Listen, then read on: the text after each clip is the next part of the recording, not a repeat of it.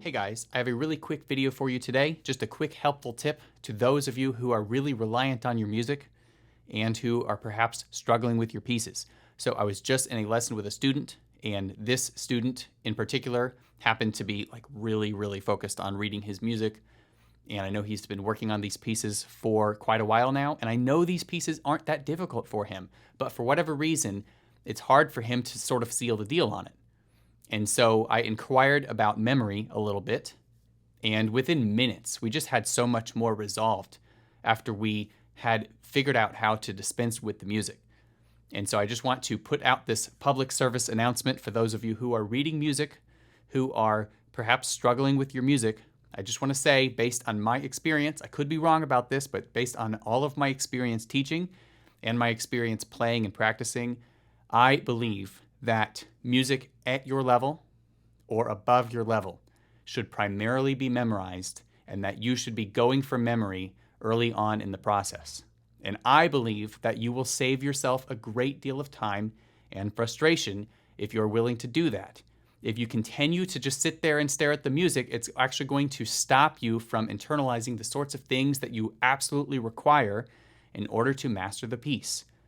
And so just to give you a couple of tips on memory, I will talk about this in much greater detail in another video, but think about these things when you're trying to memorize. First of all, memory is about creating associations, okay? So if you just sit there and look at the music, you're associating what the visual of the piece looks like with what it feels like and what it sounds like. But you're probably not thinking too deeply about it because there's sort of a live streaming from the page, going on. And so you do want to try to break that if you can and rely on other forms of memory. Of course, you do want to rely on what it sounds like. You want to rely on what it looks like, what your hands look like as they're playing it. You want to make a connection between certain intervals, perhaps, of what they sound like, what they look like on the page, what they look like in your fingers, what they look like on the piano, and what they feel like. And if there's like bass notes or any notes that go really far away from the central position of wherever you're playing, memorize those notes by note name. If there are implied harmonies in a measure, memorize those harmonies. If there is an obvious pattern, or if there's an obvious skeletal structure of the piece that you could memorize much more easily, well then do that and then fill in the details later. And talk yourself through the piece, or I would recommend you talk yourself through the piece and make these associations. Another association a lot of people don't really think of that falls under the category of association would be counting.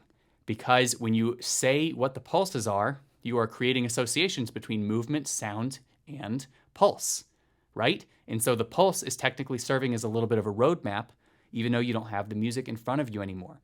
So use these and exercise these skills and get things in your memory.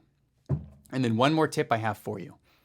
When you get it into your memory, or as part of the process of getting your piece into your memory, even from day one, play under tempo, especially for memory. Play under tempo. On any new day, play under tempo. Any day you want to go fast on your piece, play or try to discipline yourself to play several under tempo runs before you start to max out your tempo. Okay, and this is obviously a scalable thing. You'll be able to go much faster farther on into the process compared to when you just start. But always stay under your abilities and always be totally present and totally intentional mentally. Because if you go too fast, you'll rely on muscle memory too soon, and that sort of gets in the way of building good memory.